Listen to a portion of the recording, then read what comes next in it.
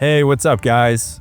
Beautiful, beautiful day here in Siquijor. Enjoying a fantastic view. I can't believe how nice this coastline is, even though I have been here before. It always amazes me, the beauty of this island of Siquijor. And I came to a new place that I've never been before. It's called Seabreeze Haven Resort.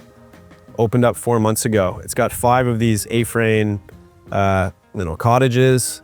They're all a little bit of different size. I'm in a smaller one for 35 bucks a night. And it looks out at this incredible view, you guys. It's fantastic. I was snorkeling down there this morning. Sea turtles up and down the coastline here. There's marine sanctuaries scattered around the island. Waterfalls, beaches. I freaking love Siquijor. It's great. You know, I've been to a lot of places, but this island, there's just something about it that offers a little bit of everything. And I feel like it's not that far and hard to get out of the island. You know, if you want to hop on a ferry, 40 minutes, you're in Dumaguete and you have everything. And you can take the ferry the other way. You got Bohol right there and you have Cebu City. So I love Siquijor, guys. And I came here a few months ago. I made a video about it. And I talked about how this could be my future home base. And I wanted to come and see that through and explore it and see what that might be like as far as finding housing. So that's what I wanted to talk about in this video, is something for you guys to just think about when you're coming here and figuring out what would be a good home base for you. I think that there's an ideal spot for everyone. The cities are really the easiest place to start. You know, a lot of people, me included, kind of call Cebu City the soft landing. I think BGC is a very soft landing too, but it's a little bit of higher budget to live right there. But the reason being is you have tons of condos, you have everything at your fingertips. You can just fly right in. You can take a taxi or a Grab to your condo. You can have a pool there. You can have a fitness room, and you can have restaurants and malls right close to where you live. And there's other expats you can meet. You know, it's a great place to network and meet people and a lot of newcomers, and there's a good vibe there and it's friendly. A lot of people are just arriving and they're excited about, you know, finally making it to the Philippines. It's just a good place to start and kind of figure things out.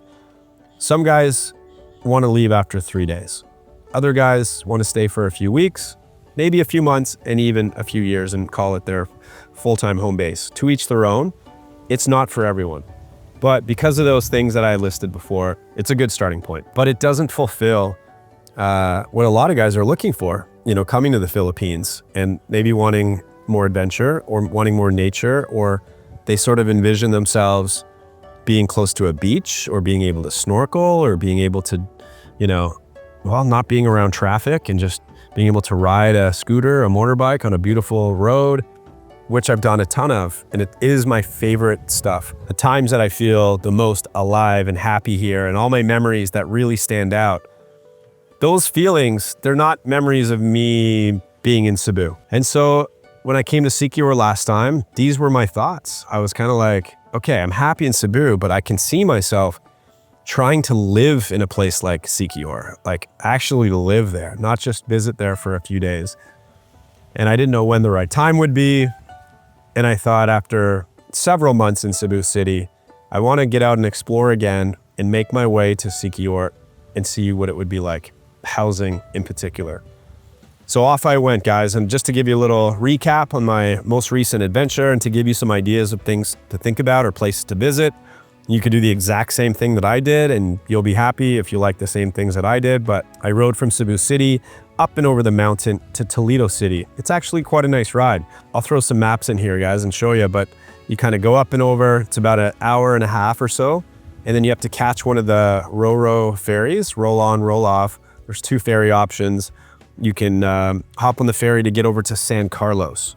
And then from there, you have a few options. I went kind of straight up and over the mountain again to get over to sort of the Bacolod area. And that mountain range all through there is fantastic. Just to throw out a few names, did a few different waterfalls in my time in Negros Occidental. The most recent one was called Pulang Tubig Waterfall. Epic hike through the jungle, and you end up at this beautiful, majestic waterfall that you can swim in. It's a pretty good hike. It definitely is more, you need a guide to even find your way through it. but I thought it was fantastic. One of the better like hikes, jungle hikes and waterfall swims that I've done. There's some really cool restaurants up in that area with lookout points.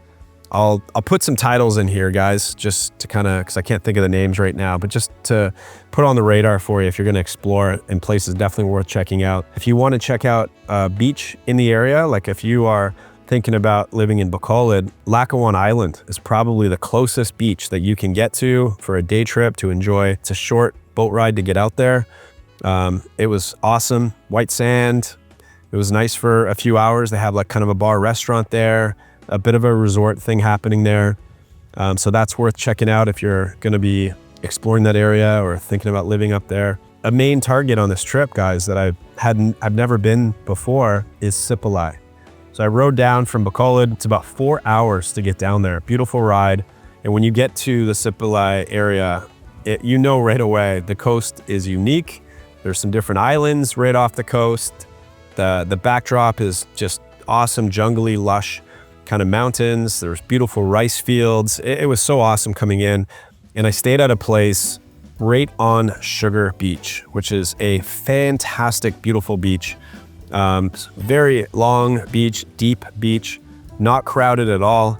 And that's what makes this area kind of unique, because it's 4 hours to get there from Bacolod, 4 hours to get there from Dumaguete. Even in the peak season, it doesn't get too busy. Sipalay was phenomenal. It's worth checking out.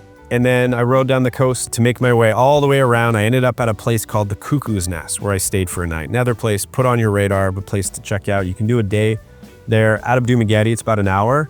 It's awesome. And I stayed overnight there. Really cool. They have these cabins kind of things up on the cliffside with awesome views, great sunset, great food right there. I mean, how cool does this place look? Showing you some photos of where I stayed overnight. This is not a place for air conditioning. It's ocean breeze. You hear the ocean when you're sleeping. There's an electric fan, power, comfortable little bed. Awesome spot. This was a highlight spot too. And good snorkeling out there too. Nice little beach to hang out.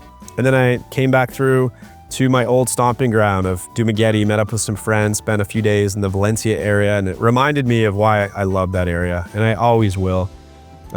Pros and cons to everywhere, but you cannot deny how cool that area is when it comes to nature.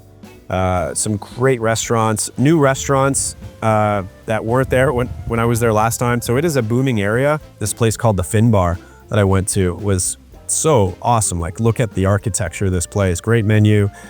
Had a good time there. And there's tons of other places like the Mango Ranch. We went there for dinner. A little higher end for sure, but it's just nice having these options. Everything right there with an airport, with the ferry port.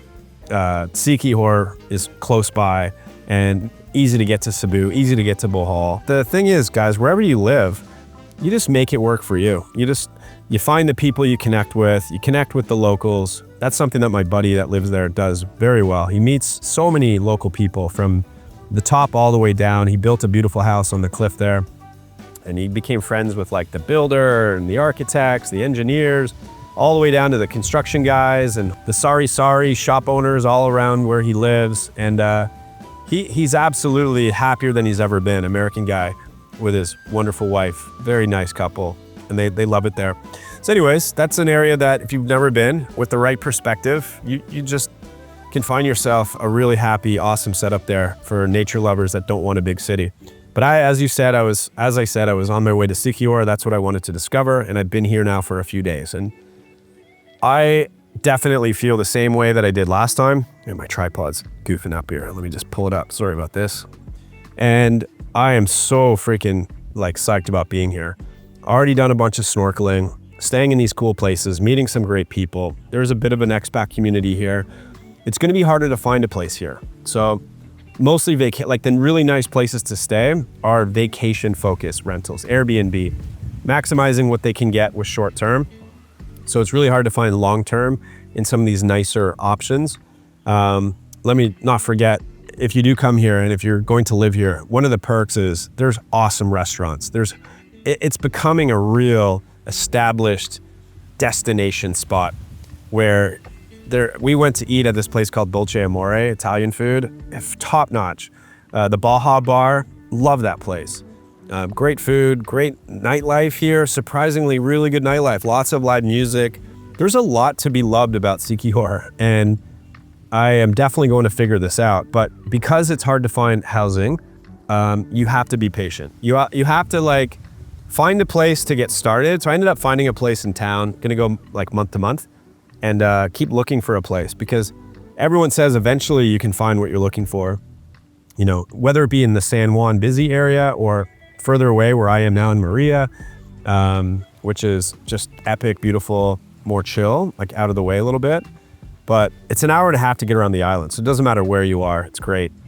And you just have to realize that if you do live in a place that's touristy like this, it is going to take longer to find the right setup. You do have to be open-minded. Prices are going to be higher than if you live in just middle of nowhere Philippines.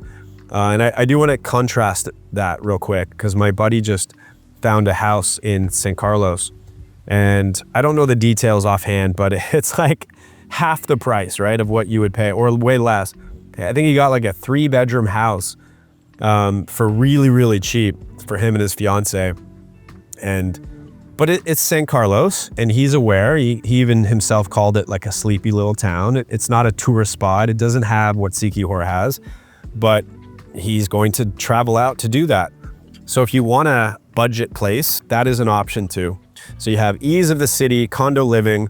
You can live in a lesser known town that doesn't have the draw and get a full-on house for cheap. But if you want to really embrace something unique and live in an area that's popular, still has good restaurants, but has all the nature stuff, you're going to have to, it's going to be harder to figure it out. So I'm going to be documenting this a little bit once I figure stuff out more and share it with you guys, and try to live here for a while. And I'll sort of make videos about life in Siquijor and what it's like, the pros and the cons. So thanks for watching that one, guys. Check out all those spots that I mentioned. Hop on your motorbike if you're into that kind of thing. Reach out to me. My email is in the description. If you're looking to move out here, or if you want any kind of like trip planning consultation of any type, I've been helping other guys with that kind of thing to help plan your trip and make the most of it. If you're doing a discovery trip or anything like that, anything that you want to talk about with the Philippines, I can work with you on that. Email is in the description. Guys, thanks for watching. Just kind of a general one, just to shoot the shit with you and let you know what I've been up to and give you some ideas and things to think about. All right, take care. More to come. Ciao.